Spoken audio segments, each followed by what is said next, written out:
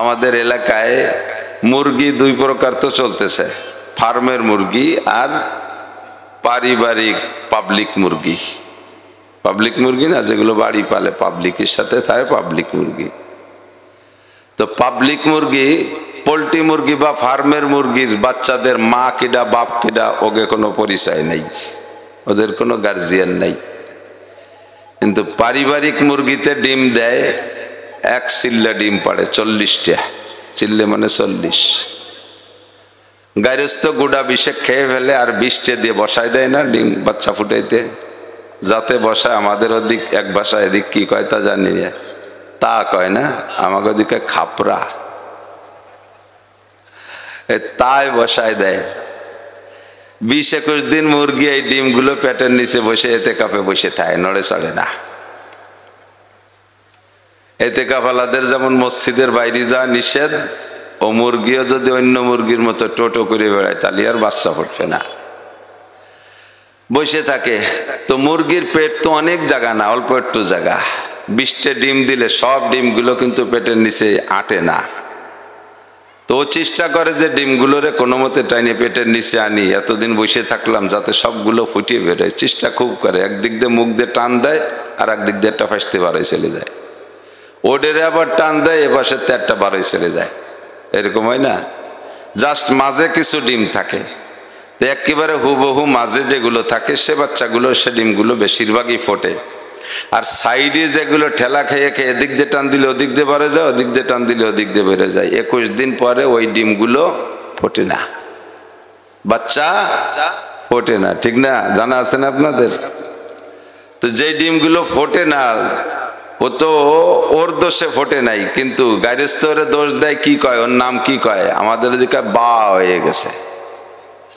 বাবার মানে কি তা তো জানি না, বাবার মানে অন্য কিছু, যোগ্য।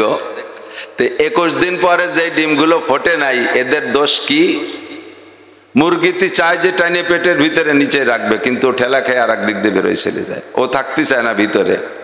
তো এইভাবে ঠেলা খাওয়াগুলো বা হয়ে যায়, সেগুলো পরে কিন্তু সিদ্ধ করে খাওয়া যায় না। আবার ওর একটা বাস্ট করে দিলি, এত ফার্স্ট ক্লাস গিরান, গুড়া 2 ডিম এর মধ্যে বাস্ট করে দিলে আপনাদের তাড়ানোর জন্য আর মারামারি করা লাগবে না, ওর গিরান এই সব বিচ্ছিন্ন হয়ে যাবে, ঠিক না? এটাও একটা তার মতো, বক্তারা মুরগির মতো। এখানে বসে যারা থাকবে 1.5-2 ঘন্টা ওয়াজের হিট পাবে, তাতে আশা করা যায় হিদায়াতের বাচ্চা ফুটবে ইনশাআল্লাহ। কিন্তু তার বাইরে যারা টান দিলি, খালি ঠেলে ঠেলে এদিক ওদিক চলে যায়, চার দোকানে, চানাচুরির দোকানে, রাস্তাঘাটে এদিক ওদিক ঠেলি ঠুলি সরি বেরোয় চলে যায়, লাস্ট ফিনিশিং কি কবেন? কি কবেন? আমি কই নেই, আপনারা নিজেরা কয়ে নেন। বক্তাকে তো কথার দোষ আছে, আমি এনে বাবা কয়ে দিলাম, বাইরে গেলে হুজুর দাঁড়াও, তুমি বাবা কইছো আমরা দাওয়া দিয়ে দিই। তো সত্যিটা যদিও একটা গল্পের মতো একটা চুটকি, বাকি বাস্তব কিন্তু এরকমই। হুজুর আলাইহিস সালাতু ওয়াস সালাম বয়ান করতেন, সাহাবায়ে কেরাম উন্মুক্ত পরিবেশ, যার যেমন খুশি সে সেরকম বসতেন। হুজুরের ভিতরে একটা নূরানি রোহানি আকর্ষণ ছিল, সাহাবায়ে কেরাম বলতেন এটা চুম্বকের চাইতে বেশি পাওয়ারওয়ালা। একটা টেবিলের মাঝখানে 1000 পাওয়ারের একটা চুম্বক রেখে সমতল টেবিলে কাপড়টা না দিয়ে টেবিলের উপরে যদি টুকরো টুকরো লোহা রেখে দেওয়া হয় ছড়াই ছিটাইয়া, এই চুম্বকের আকর্ষণে লোহাগুলো সেই চুম্বকের দিকে যে মেশে না, কাছের গুলো চুম্বকের সাথে মিশে যায়, তারপরের সাথে এভাবে গায়ে গায়ে মিশে যায়। হুজুর আলাইহিস সালাতু ওয়াস সালামের ভিতরে এমন একটা চুম্বক আকর্ষণ ছিল, পাশাপাশি যখন বয়ান করতেন কোরআনের আকর্ষণে, নবী ওয়ালা চুম্বকের আকর্ষণে সাহাবায়ে কেরাম দূরে দূরে যে যেখানেই বসা থাকতো ধীরে ধীরে আগাইতে থাকতো, বলা লাগতো না, শুধু আগাচ্ছে, এমনি মোহাব্বতের সাথে ঘষতে ঘষতে আগায়। সাহাবায়ে কেরাম বলেন এমন মিশা মিশতো যে দুইজনের মাঝখানে একটা আঙ্গুল ঢুকানোর ফাঁকা থাকতো না।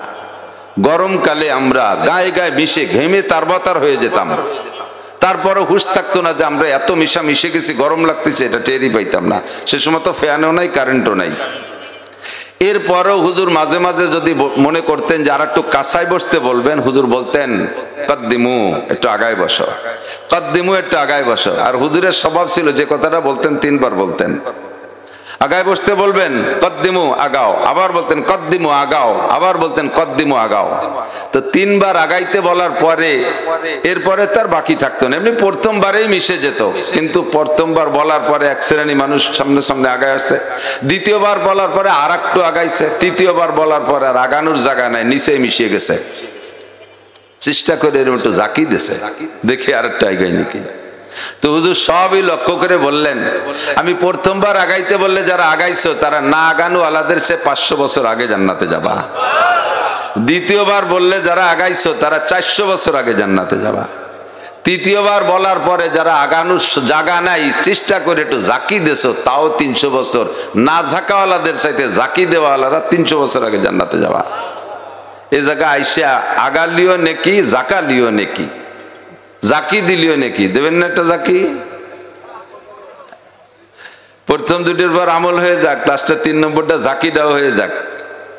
আর আল্লাহ পাক রব্বুল আলামিন নিজেই বলেছেন ফাফসাহু ইয়াফসাহিল্লাহু লাকুম ওয়া ইযা কিলা লাকুম ফাফসাহু, যখন তোমাদেরকে বলা হয় একটু জায়গা করে দাও। আল্লাহ তো জানে কিয়ামত পর্যন্ত মাহফিল হবে, মাহফিলের ভিতরে কোথায় জায়গা কতটুক হবে আর কম পড়বে এটা আল্লাহ জানা আছে না?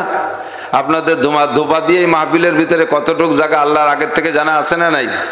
অবশ্যই আছে। তো এই জায়গায় সংকুলন হবে না এটা যাই না।